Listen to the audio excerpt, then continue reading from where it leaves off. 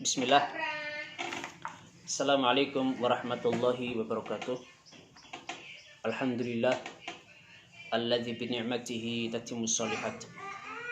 Alhamdulillah, kepada Allah lah kita memuji dan dengan nikmatnya lah maka sempurnalah segala kebaikan yang ada. Ayyuhat thalabah rahimani wa rahimakumullah. Materi kita hari ini yaitu fikih ibadah. Kita masih pada pembahasan syarat-syarat sholat jamak. Pelajaran 2 halaman 7 bagi yang punya kitab. Syarat salat jamak. Sebelum kita telah menjelaskan apa aja syarat salat jamak, kemudian tata tertib pelaksanaan salat jamak. Kemudian sekarang kapankah diperbolehkan menjamak salat? Nah, ini sudah Ustadz singgung sedikit ya sebelumnya. Sekarang kita akan memperjelas lagi kapan waktunya orang itu melakukan jamak sholat, menggabungkan dua waktu sholat menjadi satu waktu. Yang pertama, ya ini jelas ketika orang sedang melakukan safar, ketika orang sedang melakukan perjalanan jauh, maka dia boleh menjamak sholatnya. Nah, pertanyaannya, berapakah jarak atau ukuran jauh sehingga orang itu dikatakan safar? Ini harus kita ketahui ya, karena orang mulai melakukan jamak sholat itu ketika dia sudah dihukumi safar, ketika dia sudah dikatakan safar. Nah, pertanyaannya, berapa ukuran dia itu dikatakan safar, ukuran perjalanan?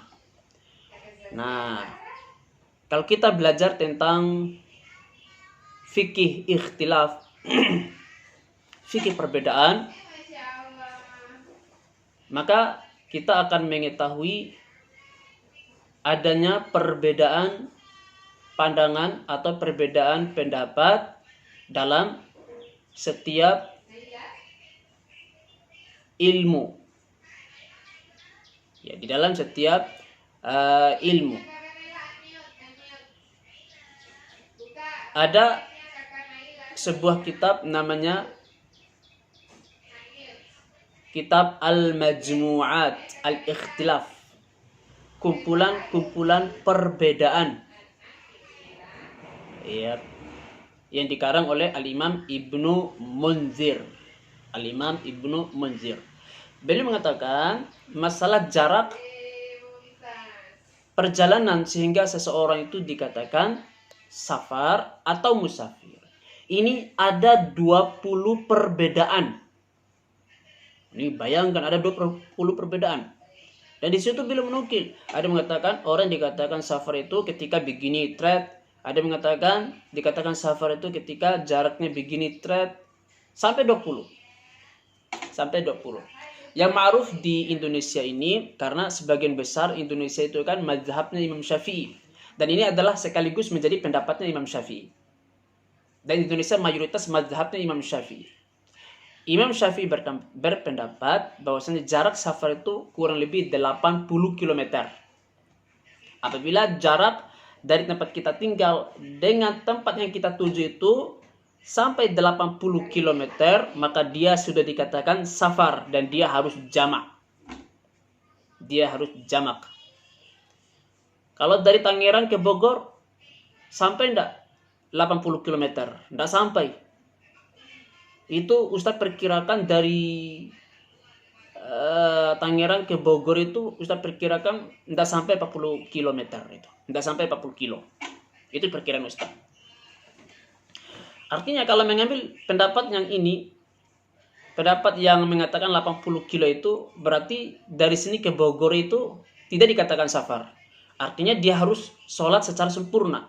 Sholat zuhur, ya tetap zuhur, sholat asar tetap asar. Tidak ada jamak. Yep.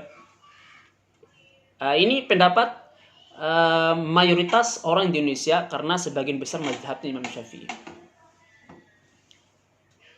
Ini salah satu pendapat.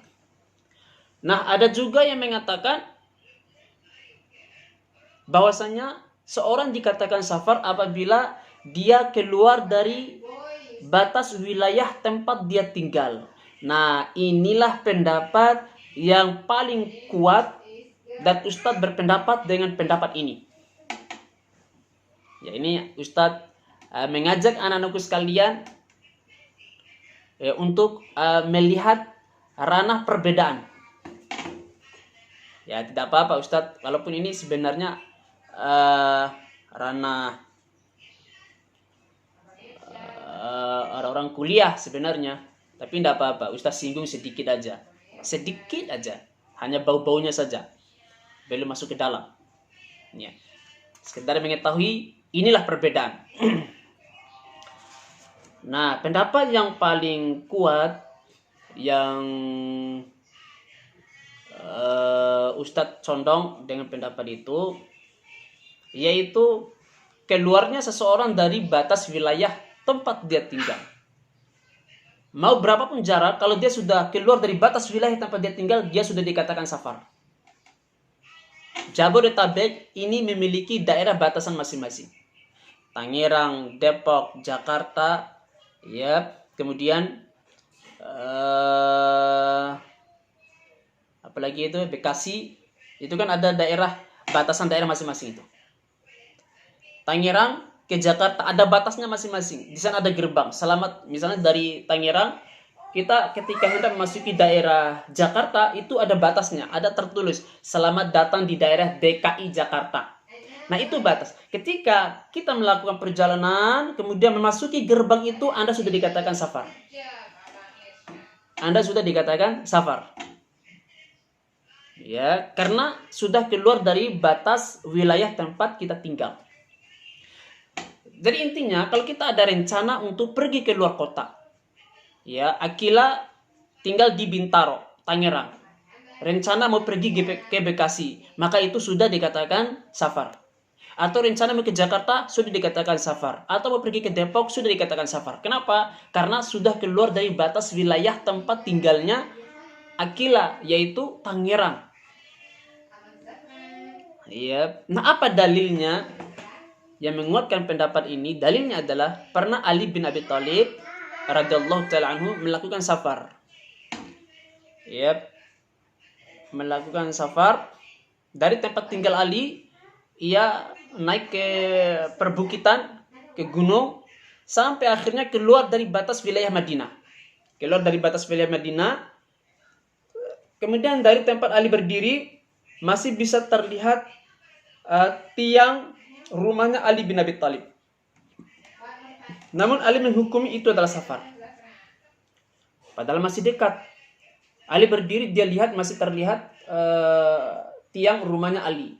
Ini berarti dekat. Namun walaupun demikian, meskipun dekat, tetap dikatakan safar. Kenapa? Karena sudah keluar dari batas wilayah tempat tinggal.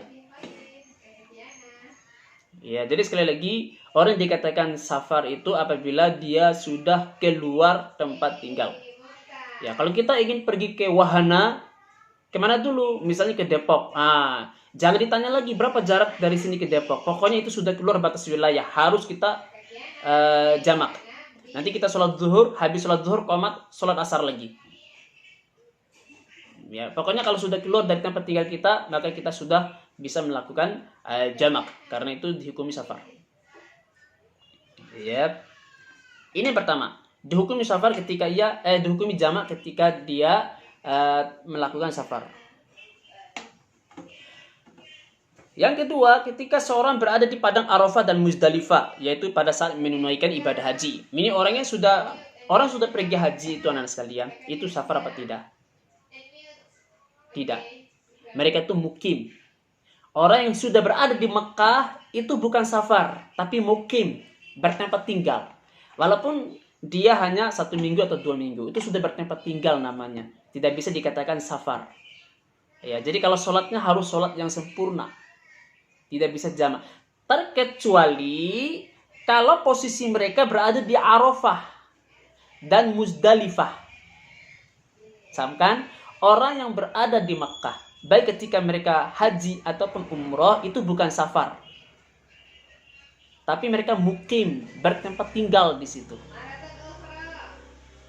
Terkecuali orang-orang yang ada di Makkah ini, mereka berada di Arafah dan berada di Muzdalifah, boleh mereka menjamakkan sholat mereka. Ya. Lah Ustadz, kan Muzdalifah dan Arafah itu kan posisinya ada di Makkah, masih satu wilayah. Masa kita melakukan jamak? Kan tidak safar. Ini pengecualian. Ya. Kenapa dikecualikan? Karena kesibukan. Karena kesibukan. Nah, Ustaz sudah disinggung sebelumnya, termasuk di antara orang boleh menjamakan itu karena ada suatu kesibukan.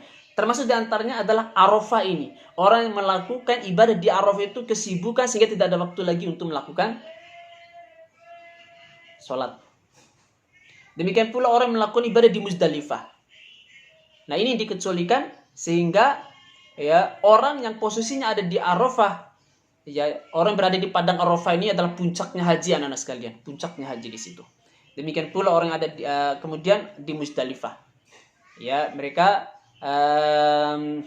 walaupun tidak dikatakan safar, tapi mereka boleh menjamakkan sholat mereka. Kemudian ketiga, tatkala sedang mengalami sakit, ya, karena sakit itu harus banyak-banyak istirahat. Ya, sedangkan sholat itu 5 waktu sehari semalam. Kalau kita menjamakkan sholat kita, ya yang 2 menjadi 1, kan enak bagi orang yang sakit, keringanan bagi mereka. Mereka sholat asar, mereka sholat zuhur, kemudian istirahat, tidak perlu lagi sholat asar nanti karena sudah dijamakkan ke waktu zuhur. Demikian pula maghrib dan isya. Ya, biar mereka lebih banyak istirahat. Dan adanya jamak itu tujuannya untuk keringanan bagi orang-orang muslim. Kemudian diperbolehkan orang melakukan jamak itu ketika ada urusan yang sangat mendesak sekali, kesibukan yang super sibuk. Ingat, tidak semua sibuk, ya. Tidak semua ada urusan yang mendesak yang bisa dijamakkan, tapi ada urusan-urusan tertentu. Ya, jangan kita ada sedikit kesibukan sudah jamak. Ya. Kalau kita sedikit-sedikit sibuk jamak, ya tidak pernah lah kita sholat yang sempurna. Jamak terus jadinya. Karena setiap hari itu kita pasti sibuk. Ya, anak-anak datang ke sekolah kan belajar sibuk. Bola-balik. Ya, dari Bintaro ke sini kan sibuk bola-balik. Belajar seharian. Ya, kalau kita berdalih sibuk jamak, ya tidak ada kita sholat sempurna. Ada kesibukan tertentu sehingga memungkinkan dia tidak bisa untuk melakukan sholat. Sibuk apakah itu Ustaz? Sibuk apa saja? Mau sibuk kerja, mau sibuk apa? Ya, sibuk apa saja. Kemudian yang kelima, ketika hujan yang sangat deras sekali. Misalnya ketika selesai sholat maghrib, berjemaah di masjid, ditakutkan ketika sholat isya akan terjadi hujan lebat dan tidak memungkinkan kembali salat berjemaah. Ingat, ini ketika posisi ada di masjid. Orang berada sholat zuhur, tiba-tiba datang hujan sangat lebat sekali. Ya. Nah, apalagi di saat musim hujan, maka boleh dia jamak di situ. Setelah sholat maghrib, qomat, sholat isya. Kemudian mereka melakukan sholat isya secara berjemaah, pulanglah jemaah itu. Ya kan? Nah, pas azan isya, Allahu Akbar, Allahu Akbar. Ini azan isya. Nah, apakah kita harus sholat isya? Tidak perlu lagi. Tidak perlu lagi. Karena tadi kita sudah jamak di waktu maghrib. Yep. Tapi kan Ustadz, hujan sudah berhenti. Sudah tak ada hujan lagi. Kan kita melakukan jamak tadi itu kan dikhawatirkan turun hujan nanti waktu isya. Ya kan? Tadi jamak maghrib karena dikhawatirkan nanti isya turun hujan. Ini masih kekhawatiran. Lalu mereka pun melakukan jamak di waktu maghrib. Ternyata ketika azan isya, ya, ternyata hujan tidak turun. Nah, bagaimana kalau seperti ini? Kalau seperti ini ternyata hujan tidak turun, maka dia tidak perlu sholat isya lagi. Maka dia tidak perlu sholat isya lagi. Demikian pula zuhur dan asar. Ya, ketika sholat zuhur berjemaah turun hujan lebat, dikhawatirkan nanti asar datang hujan lagi. Tapi ingat dengan catatan, ini kalau musim hujan. Kalau hujannya sekali-sekali datang, maka tidak perlu ada kekhawatiran. Ini memang musim hujan. Kita sholat zuhur, memang ini musim hujan, ya turun hujan saat itu, maka kita gabungkan, jamakkan sholat zuhur dengan asar. Ya, habis selesai hujan, kita pulang ke rumah. Ya, kita pulang ke rumah.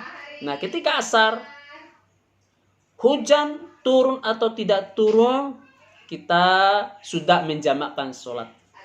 Tidak perlu lagi sholat asar. Ya, ini waktu-waktu yang diperbolehkan kita melakukan sholat jamak. Ustaz ulangi, ketika safar, ketika kita berada di Arafah dan Muzdalifah, ketika kita mengalami sakit, 4, ketika kita ada urusan mendesak, 5, ketika ada hujan yang sangat deras sekali. Ada 5. Jadi jawab 5. Ini soalnya cuma 1, jawab 5 ini. Ya, nanti Ustaz buat pertanyaan. Dan harus lewat Google Classroom. Jawabannya harus kirim ke Google Classroom. Wallahu ta'ala alam. Assalamualaikum warahmatullahi wabarakatuh.